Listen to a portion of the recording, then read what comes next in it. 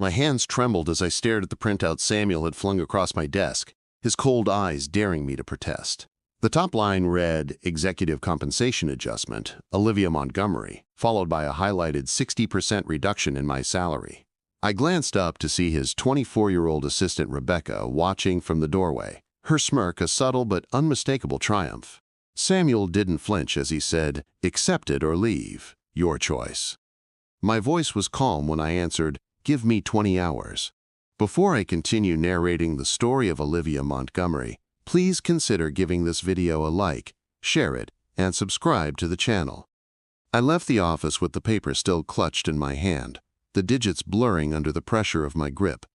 Rebecca's laughter followed me into the hallway, low and mocking, as if my humiliation was her favorite form of entertainment. The elevator ride down felt infinite, each floor a drumbeat counting toward the death of my career. I stepped into the street with the wind catching my blazer like a cruel reminder that everything had changed. My world had tilted, and I wasn't sure yet how to stand upright. I hadn't always been this composed in the face of betrayal, but I'd learned to wear silence like armor. 15 years of building a company beside my husband meant I knew its bones better than anyone, especially the cracks he never thought I'd see. Samuel believed I was too emotionally invested to be strategic, too maternal to be ruthless. But he forgot that mothers protect, fiercely and without warning. As I drove home, I remembered Rebecca's voice echoing through his office door weeks ago, dripping with contempt. She actually believes being the mother of his children gives her leverage, Rebecca had said, unaware that I stood just outside. I had frozen, coffee in hand, the smell of roasted beans suddenly repulsive in my nostrils. Samuel's cold chuckle followed, a sound I didn't recognize from the man I once loved. She's too emotional to survive this, he said, as if I was already a ghost in their world. That moment unraveled everything I thought I knew about my marriage and my career. I replayed that conversation for nights, listening to the words again and again in my mind. Every syllable was a scalpel, slicing away the illusions I had lived under for years. Their plan had been meticulous: humiliate me, undercut my salary, drive me to resign, and retain the company's assets. Rebecca even discussed the Henderson account, the one I'd built from nothing, as if she had earned it herself. The betrayal was surgical, meant to leave no legal bruises, only devastation. What hurt most wasn't losing the money, but hearing Samuel dismiss our daughters like they were footnotes in a financial report. Carol and Teresa will adjust, he had said, his voice dry and detached. Rebecca agreed, noting how children are resilient if given structure and clarity. I had stood outside that office, no longer a wife or an executive, but a target of a quiet corporate assassination. And in that moment, the woman they tried to destroy was reborn. At home, I tucked the girls into bed like nothing had happened, swallowing the rage that burned in my chest. Teresa was still in her soccer uniform, exhausted but glowing with pride from scoring the winning goal. Carol was knee-deep in college applications, asking me if Stanford was realistic. I smiled, told her she was more than capable, while the back of my throat burned from holding everything in. That night, I stared at the ceiling and made a choice. I sent one message, just one, to a man I once swore I'd never need. Clarence Hartwell, a corporate acquisition specialist who dismantled companies like Samuel's for breakfast. We had met at a conference 5 months ago, shared polite pleasantries and business cards. I had kept his contact because something about him felt like an insurance policy I never wanted to cash. Clarence responded in minutes, his message short. Call me. Confidential line. My fingers hesitated over the keypad, then dialed. Olivia Montgomery, I said when he answered, my voice clear despite the storm inside. I have a proposition you'll want to hear. I watched the steam rise from my tea, steadying my breath as I outlined everything. He listened without interruption as I detailed the internal sabotage, the asset transfers, the shell companies Samuel had set up without my knowledge. And you have documentation? He asked, his tone careful but intrigued. Enough to burn him to the ground and leave no ashes, I replied. A pause. Then let's discuss terms. Clarence offered me what no lawyer, friend, or therapist could leverage. He had resources, legal contacts, media ties, and most importantly, a hunger for revenge that matched my own. The $800,000 finder's fee was generous, but I didn't care about the money anymore. I cared about teaching Samuel that you don't destroy a woman who built your empire brick by brick, especially not when she knows exactly where the load-bearing beams are. The next morning, Samuel greeted me in the kitchen like everything was normal. He kissed the top of my head, asked if I could pick up dry cleaning, and reminded me about Carol's school fundraiser. I smiled back, the same way a lion might at a man who doesn't realize he's stepped into the den. Teresa laughed over her cereal, and for a moment, our family looked untouched. But beneath the table, my phone buzzed with Clarence's confirmation. We begin Monday. I spent the weekend preparing, not crying, not panicking, just preparing. I mapped out every department in the company, every weak point Rebecca didn't know existed. The consulting contracts I had signed personally, the vendor relationships tied to me, the client trust earned through late nights and genuine care. Samuel thought I was an emotional liability. What he didn't realize was that my emotions made me strategic, not soft. Monday arrived with rain tapping the windows, steady and cold, like the drumbeat of something inevitable. I wore my best gray suit, tailored to perfection, a quiet statement of resilience, dressed in wool. Carol asked if I'd be home for dinner, and I told her yes, even though I knew I wouldn't be. Teresa gave me a quick hug before returning to her homework, unaware that I was walking into war. Samuel didn't look up from his phone as I left, too distracted to see the storm heading straight for him. Clarence's people moved fast, executing the first phase before Samuel even finished his second cup of coffee. Morrison Industries, one of our biggest clients, emailed a termination letter citing service inconsistency and poor leadership transitions. Samuel had put Rebecca in charge of that account 3 weeks ago, despite my objections and the client's request to work exclusively with me. His ego had silenced my warnings, and now it would cost him. By noon, Morrison had already signed a letter of intent with one of Clarence's subsidiaries. The loss hit hard, evident in Samuel's furious pacing in his office when I arrived unannounced.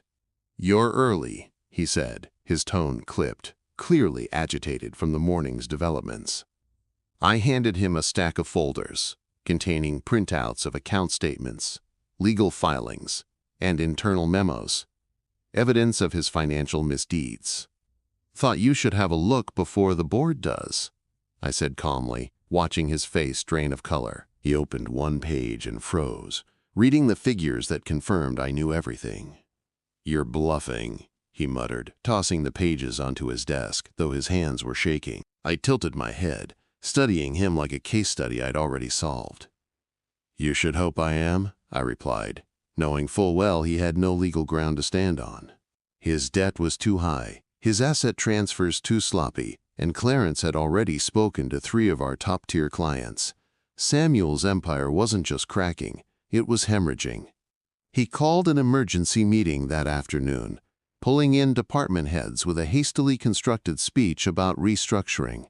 Rebecca stood behind him, pale but composed, handing out revised contracts like she had any right to. Not one of the executives looked directly at me, but several glanced with recognition, understanding now why I'd been cut out. Samuel painted the situation as a market correction, claiming client loss was temporary and that performance reviews would realign leadership roles. The silence in the room was so heavy it felt like gravity had doubled. When the meeting ended, Marcus approached me near the door, his face etched with quiet tension. "They're starting to panic," he said in a low voice, slipping a USB drive into my palm. "Everything you asked for is on there. HR files, internal memos, Rebecca's appointment records."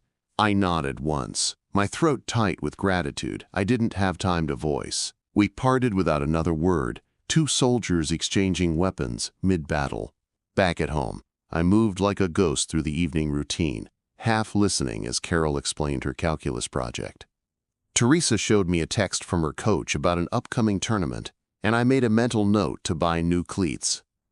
Samuel was absent, claiming late meetings, but I knew he was scrambling, trying to plug holes in a ship already sunk. I kissed the girls goodnight with a quiet ache in my chest, knowing they sensed the shift, even if they didn't understand it yet. Upstairs, I locked my office door and sent the files to Clarence. By Wednesday, Henderson Group had terminated their contract too, citing, quote, lack of transparency and client misalignment. That account alone made up nearly 20% of our revenue, and I had managed it personally for the past 3 years. Rebecca had tried to take it over with charm and half-baked strategy, but their executives weren't interested in high heels and buzzwords. They wanted results, and I had always delivered, until Samuel shoved me aside like a worn-out tool. Clarence had already secured a meeting with them by that afternoon. Samuel didn't come home that night, or the one after. I didn't ask questions, didn't call, didn't care. Carol noticed, but said nothing. Her silence speaking volumes about the maturity betrayal had forced her to learn too soon. Teresa asked if Dad was traveling, and I told her yes, which wasn't a lie. He was just traveling the road from power to ruin. I slept deeply for the first time in weeks, the war unfolding exactly as I had planned. Friday morning, Pacific Consulting withdrew next, completing the triad Clarence had orchestrated with surgical precision. 3 accounts, gone in 5 business days, each one devastating on its own, but together, lethal. Samuel called an all-staff meeting at noon, looking gaunt, his suit hanging on him like defeat. His voice cracked once while trying to explain unexpected challenges, but no one asked questions. Rebecca wasn't there. Word was, she'd started interviewing elsewhere. I stayed silent through the entire meeting, seated in the corner with a notebook I didn't open. No one mentioned my pay cut, my forced silence, or the boardroom ambush. But every eye in the room turned to me at least once, some with curiosity, others with guilt. Samuel avoided my gaze entirely, refusing to acknowledge the woman who now controlled the collapse of everything he had stolen. When the meeting ended, the room emptied fast. No one wanted to be around the falling. That night, Carol asked to talk. "You're doing something, aren't you?" she asked, not accusing, just aware. I took a breath and chose my words carefully. "I'm making sure you and Teresa will be okay no matter what happens." She looked at me for a long time, then nodded once and walked away. Saturday morning brought frost on the windows and silence in the house, broken only by the hum of the refrigerator and the soft ticking of the hallway clock. Samuel hadn't returned home, and neither Carol nor Teresa mentioned him at breakfast. Teresa asked if she could stay over at Amanda's house, and I said yes without hesitation. Carol watched me quietly, her cereal forgotten, her mind clearly working through its own calculations. I poured coffee, added 1 sugar, and stared out the window like it could give me answers I already had. By midday, Clarence had sent the next phase of the plan. His team had identified 3 vendors tied exclusively to Samuel, vendors who had extended credit terms based on trust in our joint signature.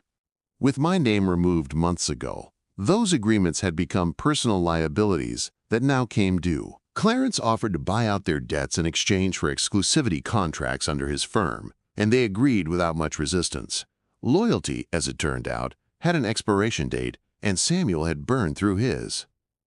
That evening, I found Carol in the den scrolling through her college application essays, her laptop perched on her knees. "Do you think I should still apply to Stanford if we might, not have the money?" she asked, her voice low but steady. I sat beside her, brushing a strand of hair from her face with the same care I used when she was 5. "You apply to every dream school on your list," I said. "I'll take care of the rest." She smiled, a small but real smile, and leaned against me for just a moment. The warmth of that contact grounded me in a way strategy never could. I knew I couldn't shield them from every storm, but I could make sure this one didn't drown them. Upstairs, I reviewed more files, including Rebecca's exit emails to clients she had tried to poach. Most were unread or replied to with a single sentence: "We're no longer interested." By Sunday, the financial picture was unsalvageable. Clarence's firm had triggered clauses in the business loan covenants, and the bank had responded by freezing Samuel's accounts pending review. I had warned him about over-leveraging 2 years ago, but he had dismissed me as cautious and, quote, afraid of scale. Now, without the accounts, Payroll would bounce, and the office would implode from within. Rebecca, according to Marcus, had cleared her desk in silence and walked out without a goodbye. That afternoon, I took Teresa to her soccer game and cheered like nothing in our world was changing. She scored twice, arms raised in triumph, her teammates swarming her with high-pitched screams of joy. I watched from the sideline, my scarf wrapped tight, hands shoved deep in my coat pockets to keep from shaking. Not from cold, but from the surrealness of it all, how a game could feel more real than the life I had been unraveling for weeks. She smiled and waved when she looked up from the field, and she waved back like everything was still okay. That night, Carol found me in the laundry room, folding towels I didn't remember washing. "He called me," she said, her voice flat. "Dad. He asked if you were mad at him." I swallowed hard, the towel clenched in my hands like a lifeline. "And what did you say?" I asked, barely breathing. "I said I didn't know," she replied, not unkindly, just truthfully. "But I told him you looked different lately, like someone who knew something other people didn't." Her words pierced through me with more force than anything Samuel had said during our marriage. I nodded slowly, unsure how much she understood and how much she guessed. "You're going to be okay," I said, not sure if I meant her or myself. Monday morning was the final strike. Clarence sent a formal letter of acquisition interest to Samuel's office, carbon copied to the board and legal counsel. It outlined a plan to buy what was left of the company at a fraction of its value, citing irreversible client losses, operational failures, and executive misconduct. Samuel never replied to the letter. Instead, he showed up at our house that night for the first time in nearly a week. He looked like a stranger, eyes bloodshot, jaw unshaven, his coat draped over one arm like he hadn't decided whether to stay or run. "We need to talk," he said, standing in the entryway like he didn't know whether he was still allowed inside. I didn't invite him in. I didn't have to. He followed me into the kitchen anyway, where the scent of baked chicken hung in the air from dinner with the girls. "I know what you've done," he said, sitting at the table without asking. "You think this is justice? You've destroyed everything." I leaned against the counter, arms folded, staring at the man who once said he couldn't run the company without me. "I destroyed nothing," I replied.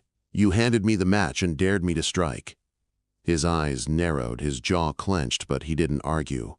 For once, there were no excuses, no long-winded rationalizations about market pressure or executive restructuring. He looked tired in a way I'd never seen, like the weight of his own decisions had finally settled on his shoulders.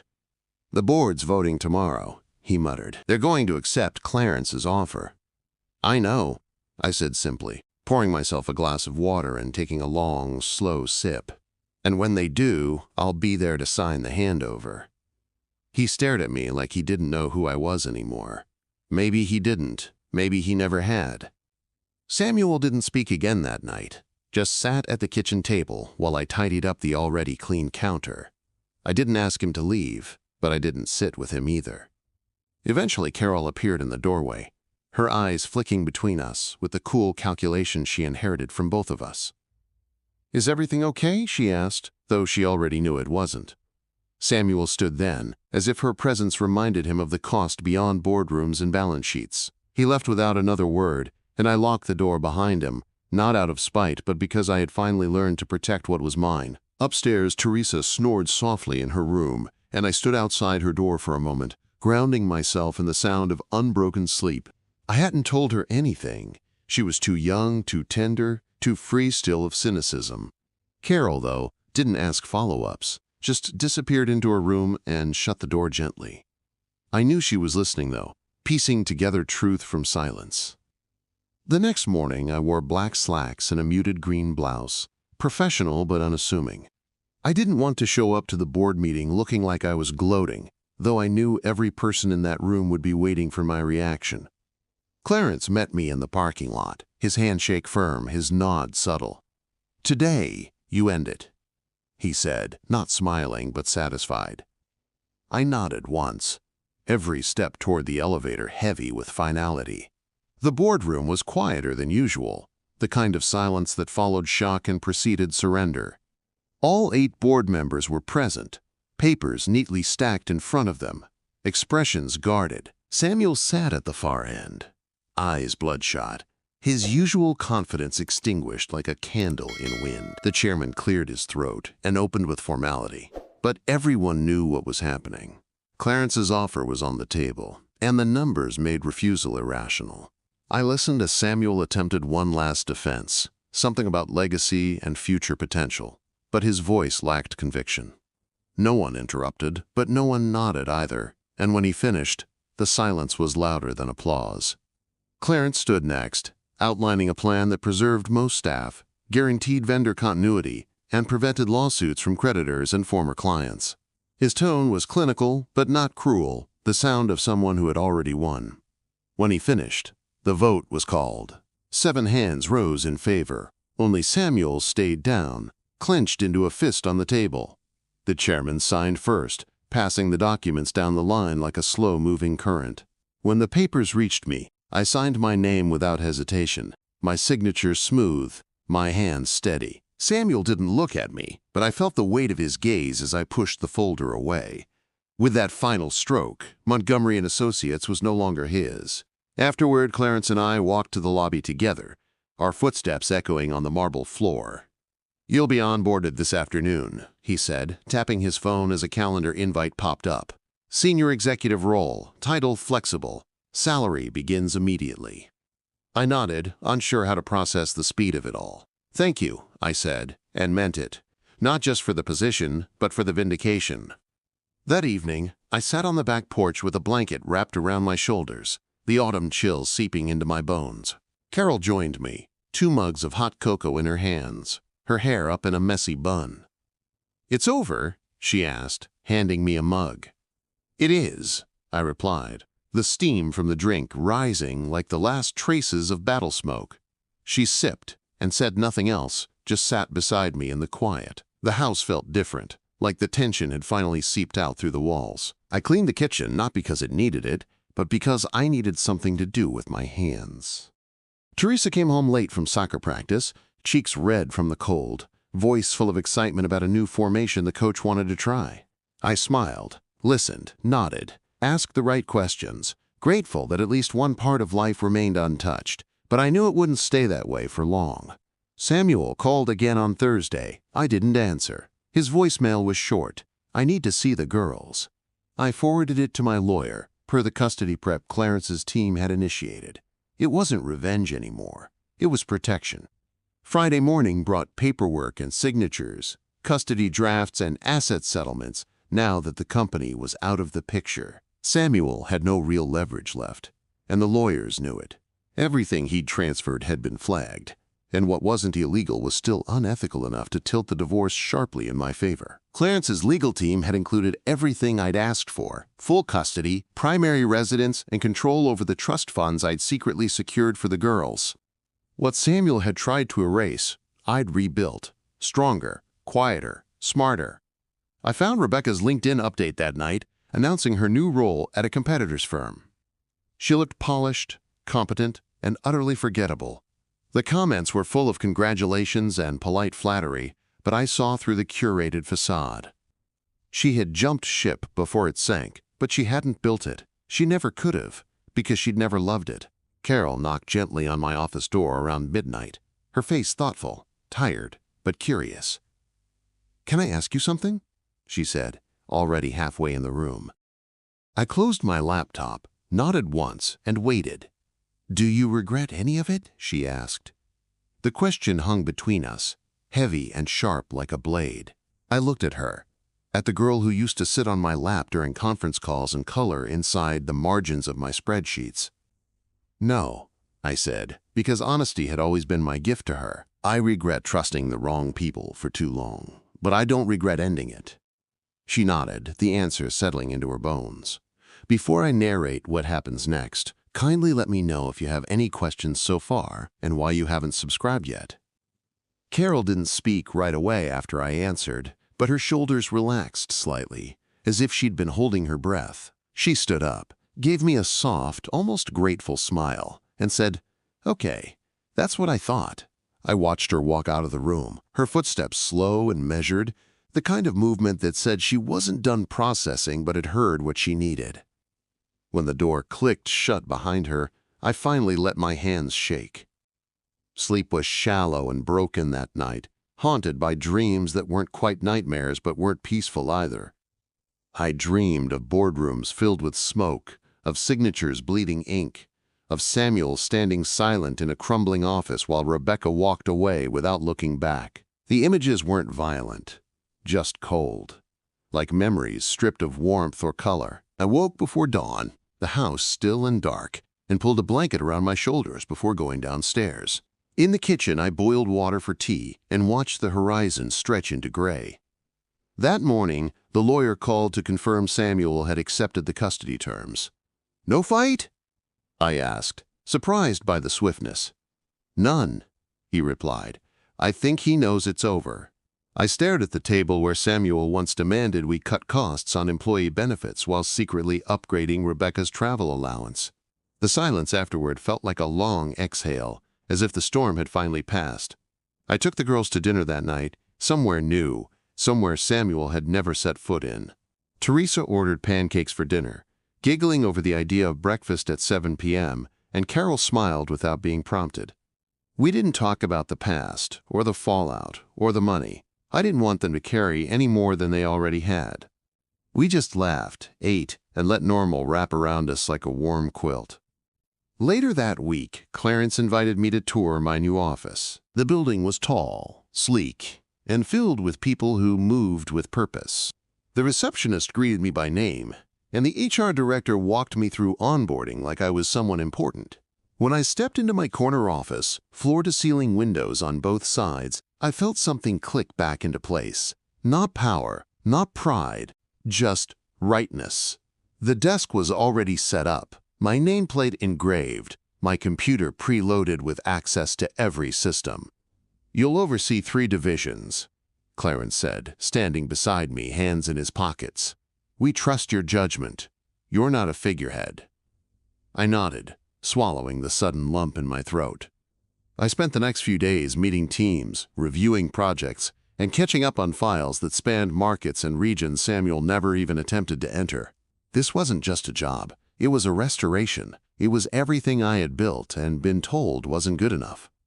Every decision, every win, every loss, I carried them here, where they mattered again, where I mattered again. Carol started getting letters from colleges. Acceptance after acceptance rolled in, and she taped them to her bedroom wall like a gallery of possibilities. Stanford came last, in a large, thick envelope with embossed lettering and a scholarship offer that made both of us cry. "We can actually afford it now," she said through tears, the disbelief still clinging to her voice.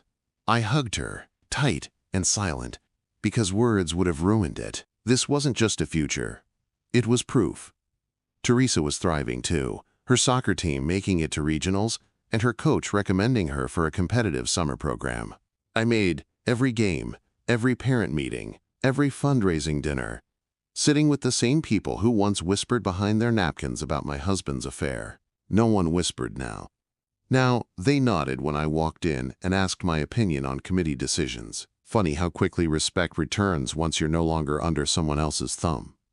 Samuel showed up once more, unannounced and alone, 2 weeks after the final papers were signed. He waited in his car outside Teresa's game, watching from a distance but never stepping onto the field. Carol noticed first, then nudged me quietly without drawing attention. I didn't confront him. I had nothing left to say. Let him watch the life he gave away flourish without him. When we got home that night, there was an envelope on the front porch with his handwriting on the front. No postage, just dropped there. I opened it after the girls went to bed. It wasn't an apology, not exactly, just 2 sentences. "You were right. I should have known you'd win."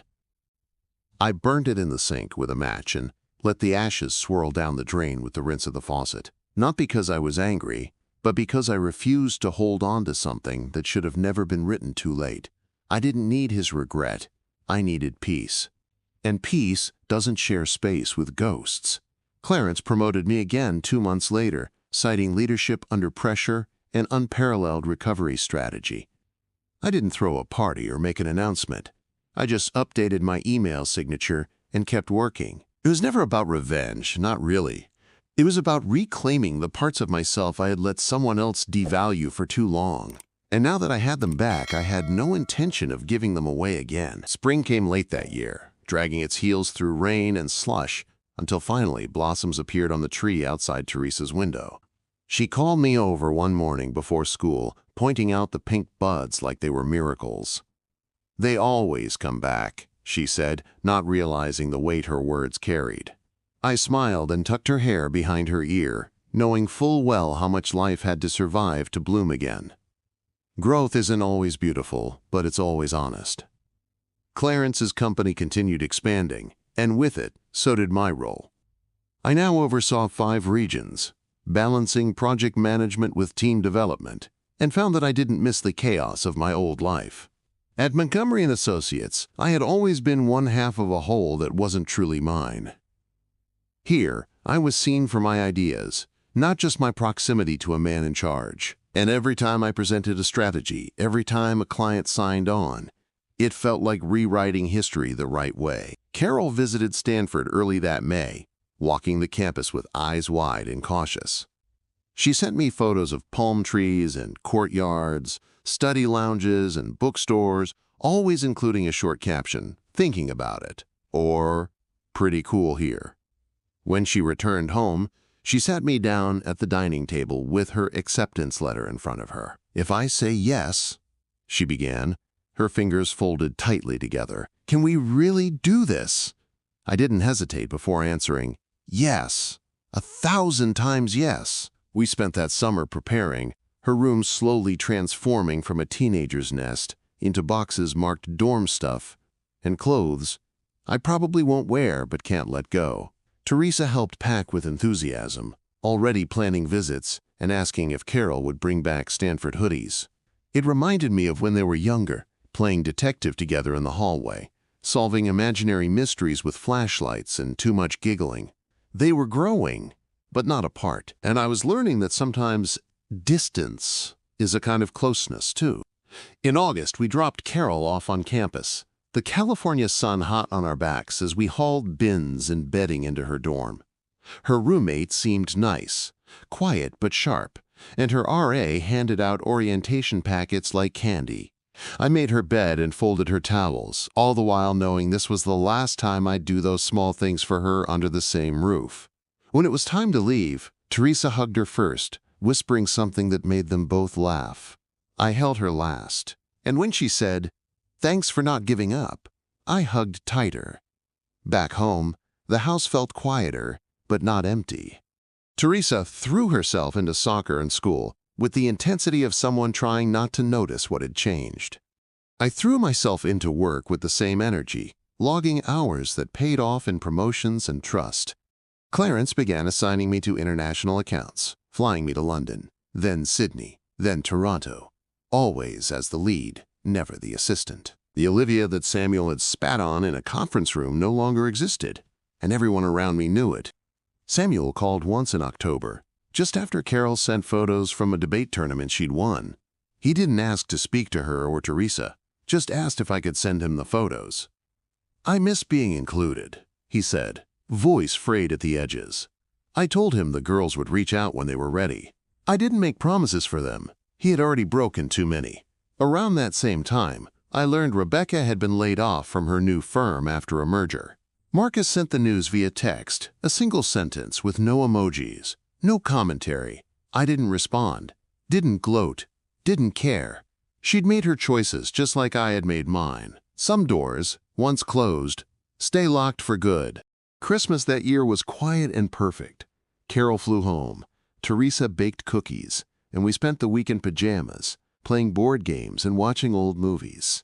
For the first time in years, there was no underlying tension, no forced smiles at a table shared with someone who didn't deserve to be there. We talked about plans, dreams, little things. We laughed. I hadn't realized how much I'd missed laughing without consequence. Clarence offered me a partnership in January. It came with stock options, a significant raise, and a seat on the executive board. "You've more than earned this," he said, shaking my hand across his glass desk. I thought about everything I'd lost, everything I'd rebuilt, and nodded. "Then let's begin," I replied, my voice steady, clear, and entirely my own. On the anniversary of the day Samuel cut my pay, I sat in my office and reread the original termination notice he had issued. I didn't cry. I didn't shake. I simply opened a drawer, placed the document inside, and closed it for good. Not to forget, but to remember that the end of one story had been the beginning of a better one. The drawer clicked shut with a satisfying finality, the sound crisp in the quiet of my office. I sat back in my chair, the leather soft against my shoulders, and let myself breathe. Not the shallow kind I'd done for years waiting for another blow, but the deep kind, the kind that fills your lungs and makes you feel present. Through the window, the city moved like clockwork, indifferent and alive. Somewhere out there, Samuel was probably still trying to claw his way back to relevance. I didn't follow his career anymore, didn't check his LinkedIn updates, or ask Marcus for gossip. What I knew only because Clarence occasionally mentioned his name during strategy calls, always with a detached neutrality. Samuel had started a small consultancy, mostly subcontracting for firms too new to know his history. It wasn't failure exactly, but it was far from what he once had. And, in a way, that was its own kind of justice. Teresa turned 15 in February, her birthday a blur of laughter, cake, and sneakers wrapped in shiny blue paper. She requested a dinner out with just the two of us, something we hadn't done in months. Over pasta and soda, she asked, "Did you always know how to fix things when they went wrong?" I looked at her open face and two wise eyes, and shook my head. "No, honey, but I learned." Her smile was soft, knowing, like she didn't expect a perfect answer anyway. I realized then that I wasn't just repairing a life, I was modeling one. Every step I took forward taught her that mistakes didn't mean endings, they meant redirection. She didn't ask about her father that night, and I didn't bring him up. We'd both learned that some silences protect more than words ever could. Carol came home for spring break in March, glowing with independence and stories I didn't have to prompt. Her voice was full of professors she admired, friends she trusted, and classes that challenged her in ways she loved. "I'm thinking about a double major," she told me one night as we folded laundry together. "International relations and business." I grinned, folding a t-shirt and handing it to her. "Planning on taking over the world?" "Not the world," she replied. "Just the parts of it that need fixing." And just like that, I saw every late-night conversation, every hard choice, every sleepless worry pay off. She hadn't just survived what Samuel did to us, she'd risen from it with direction. If he had hoped to break me by breaking us, he'd failed completely. Easter brought more peace than prayer, more brunch than reflection, and it was perfect. Clarence sent a card, tucked with a note offering a new portfolio of clients he wanted me to personally manage. "You're the one I trust for this," he wrote. "They need leadership that feels human." I didn't realize how much I needed to hear that until the tears threatened behind my eyes. Not from sadness, but from recognition. For so long, Samuel had treated my empathy like a flaw, my intuition like a weakness. Now, they were my greatest strengths. I led teams that respected my vision, clients who listened, and a company that knew my value. Not because I demanded it, but because I had proven it over and over again. And still, I didn't chase applause. I chased integrity. Clarence and I met for lunch the following week at a downtown restaurant with linen napkins and waiters who remembered our names. "You've built something here," he said as we clinked glasses. "Not just for us, but for yourself." I nodded, grateful but still grounded. "It's not finished," I said, "but it's real." He leaned forward, folding his hands on the table. "Have you ever thought about opening your own firm again?" The question hit harder than expected. Not because it scared me, but because it awakened something I'd quietly buried. My own name on the door again. My own rules, my own team, my own mission. "I have," I said honestly, "but I'm not sure the time is right." Clarence didn't push, just smiled in that measured way of his. "When it is, you'll know, and I'll be your first investor." The vote of confidence didn't inflate my ego. It steadied me. When I got home that night, I found Teresa sprawled on the couch, one sock off, one hand holding a science textbook. "You look tired," she said without looking up. "Just busy," I replied, dropping my keys into the bowl by the door. She looked up then and grinned. "That's the face you make when you're about to change everything again." I laughed and ruffled her hair as I passed. Maybe she wasn't wrong. I could feel something shifting beneath the surface, an itch to build again, but on new ground. Not from revenge, not from necessity, but from vision. Carol sent me a photo the next morning, her at a student panel, speaking into a mic with confidence I barely recognized. "Thanks for teaching me how to hold the floor," her caption read. I stared at it for a long time, holding my phone like it was a letter from the past and the future at once. The tears came easy this time, because for the first time in a long time, I realized I hadn't just survived Samuel. I'd transcended him. Every shattered piece he left behind had been used to construct something unbreakable. Not perfect, not without scars, but solid, and still growing. April ended with a thunderstorm, the kind that made the windows rattle and the lights flicker just enough to make you notice. Teresa sat beside me on the couch with a blanket tucked around her shoulders, watching lightning split the sky in silence. "Do you think Dad watches storms alone now?" she asked, not accusing, just wondering. I thought for a moment, choosing my words with care. "Maybe," I said. "Or maybe he's still trying to outrun them." She didn't say anything more after that, just leaned against me like she had when she was little, comfort found not in answers but in presence. The thunder rolled low and heavy, but we stayed quiet, letting the sound pass through us. There was a kind of cleansing in that storm, a reminder that sometimes things need to shake before they settle.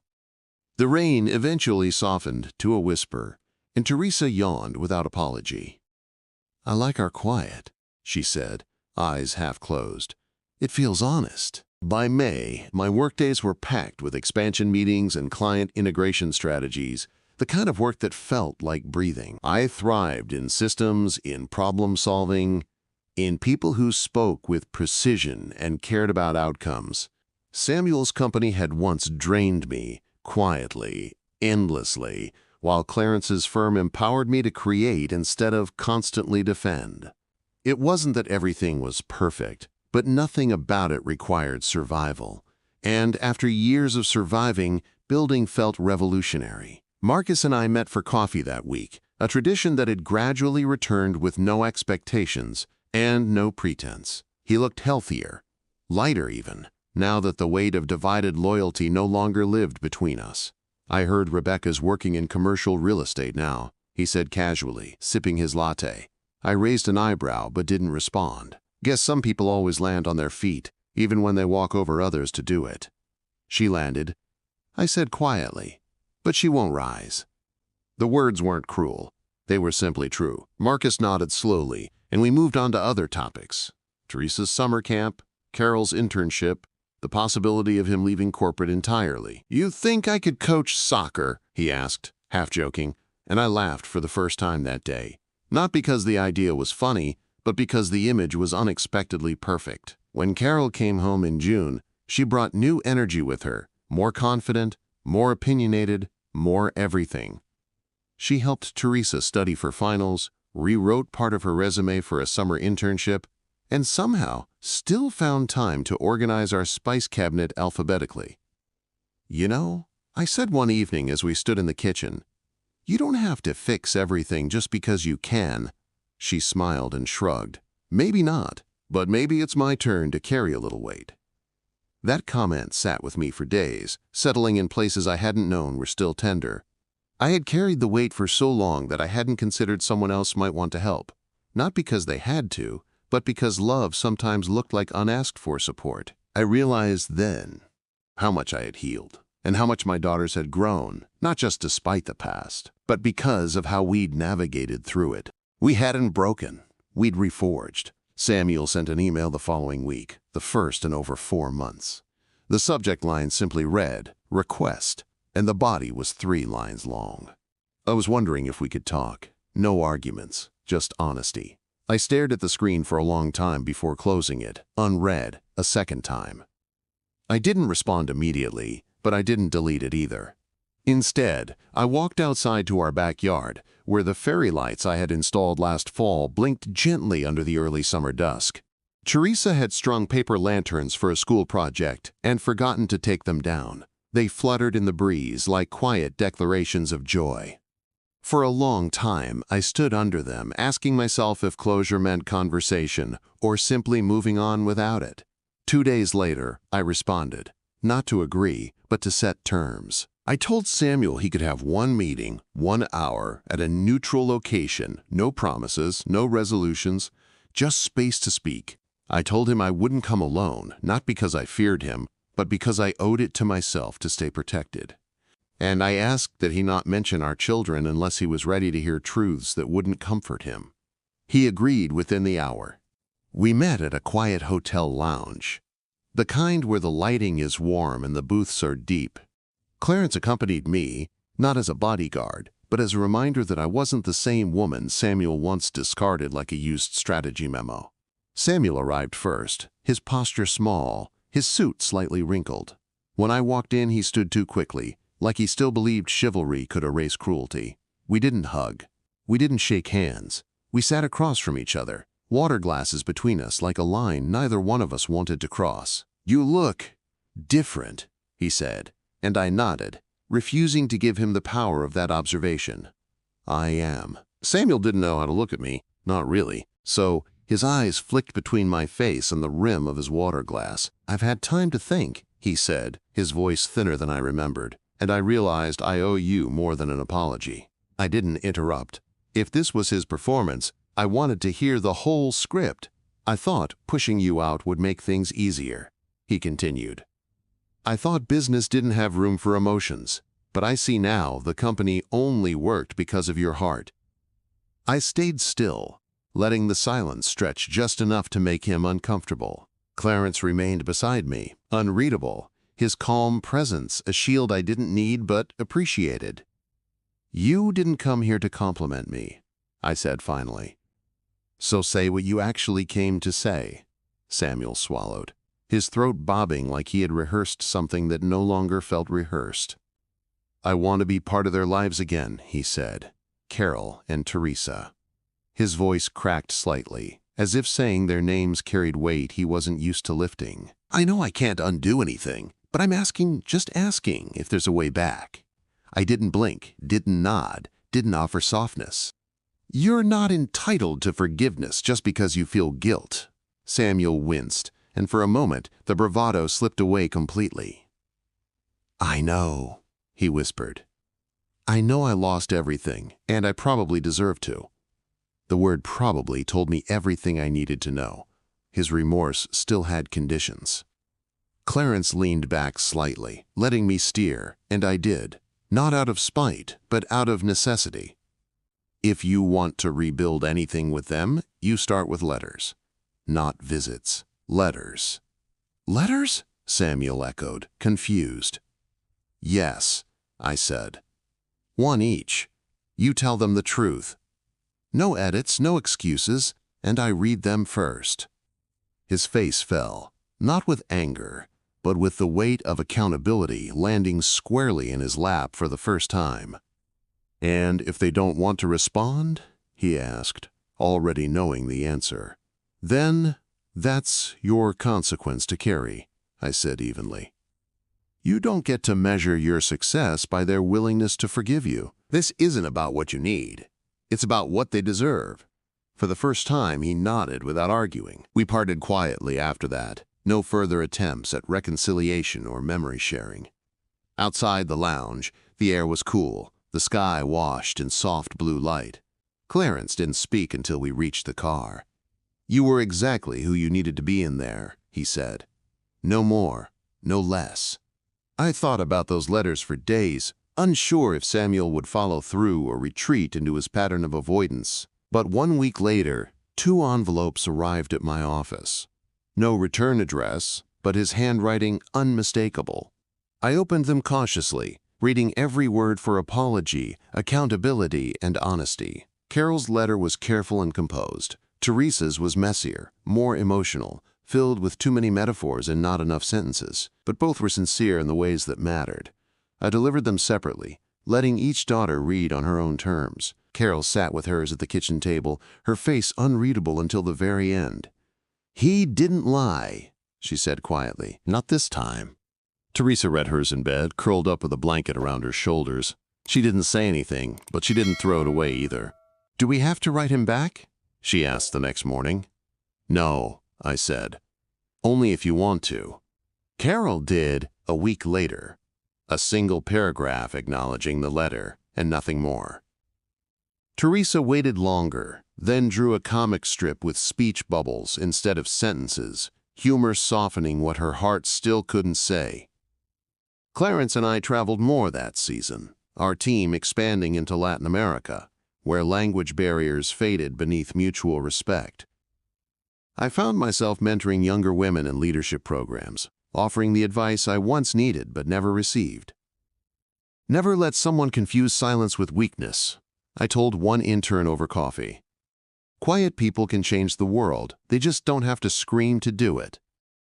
One day, after a client meeting in Sao Paulo, Clarence handed me a leather folder.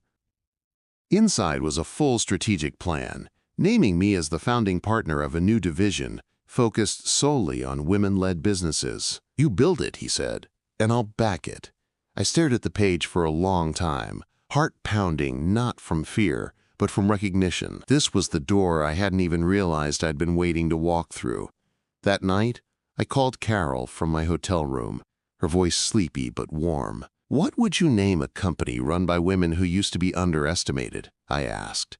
There was a pause, and then she said, "Foundation." Just one word, but it struck deep. Because you can't build anything real without one. I whispered the word back to myself after we hung up. Foundation. Not a beginning, not an ending, but the thing that holds everything together. The thing no one sees, but nothing survives without. The launch of Foundation happened quietly, without press releases or ribbon cuttings.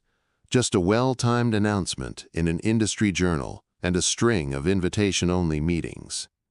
Clarence insisted on a celebration, but I asked for something simpler. A dinner with my team and my daughters. That night, over candlelight and soft jazz in a private room, I stood to speak not from a script, but from everything that had led me here. "We weren't handed this," I said, my voice steady. "We built it from everything they tried to take away." Carol clapped first, not loud but with pride in her eyes, and Teresa whistled with teenage enthusiasm that made the whole room laugh.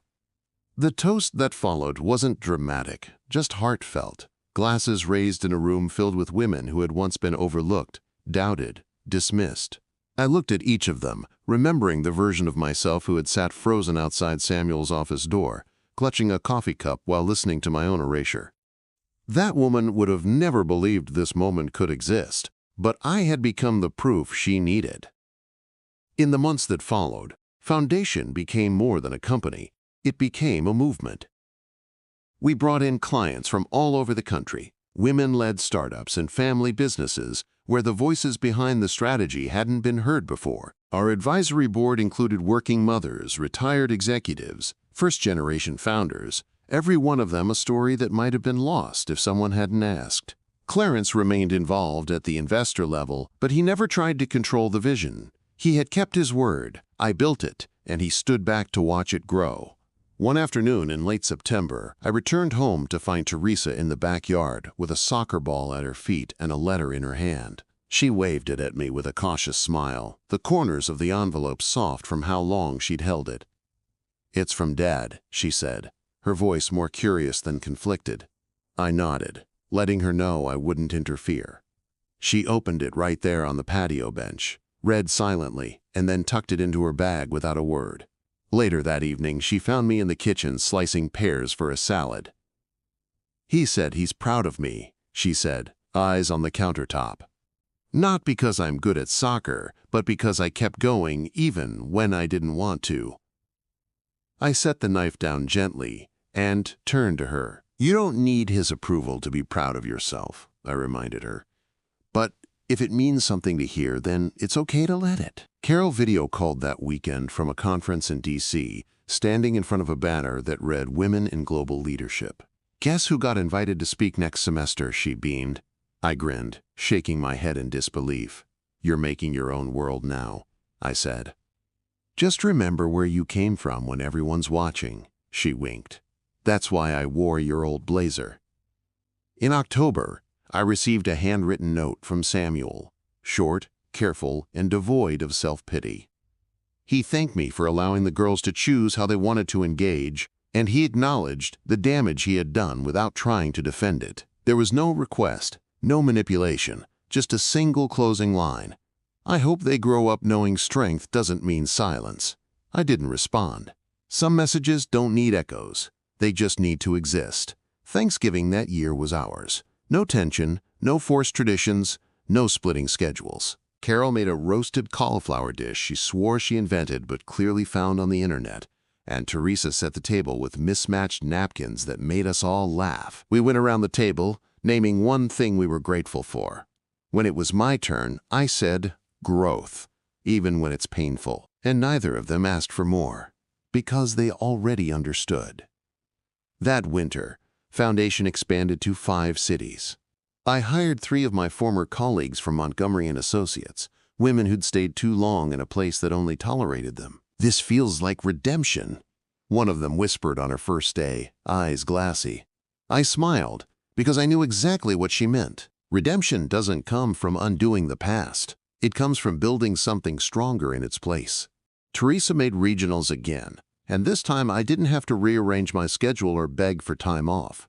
I was the schedule now. I sat in the front row of the stands, gloves clutched in my lap, and watched her move with the confidence of someone who no longer needed to prove anything to anyone. Her coach shouted encouragement from the sidelines, but Teresa didn't flinch. She already knew what she was doing. In January, Carol turned 20, and we flew to visit her on campus. She gave us a tour like she owned the place, showing Teresa the dorms and the library, the tiny cafe where she wrote half her essays. That night, as we sat together in her apartment kitchen eating leftover cake and sipping warm cider, she asked, "Do you ever think about what life would have looked like if you hadn't fought back?" I nodded slowly. "I do." And then I stop. Because we're living the version where I did. After everyone went to bed, I stepped outside onto her balcony and looked up at the sky. The stars were bright, sharp, like someone had painted them fresh just for that night. I wrapped myself in my coat and breathed in the cold, feeling the weight of everything we had been through and everything we'd become. I didn't think about Samuel. I thought about the morning I stood in our kitchen, holding a coffee cup and hearing my own erasure behind a closed office door. That woman hadn't been broken. She had been awakening. Thank you for listening to Olivia's story. If you're yet to subscribe, please consider doing so before watching another story on the channel.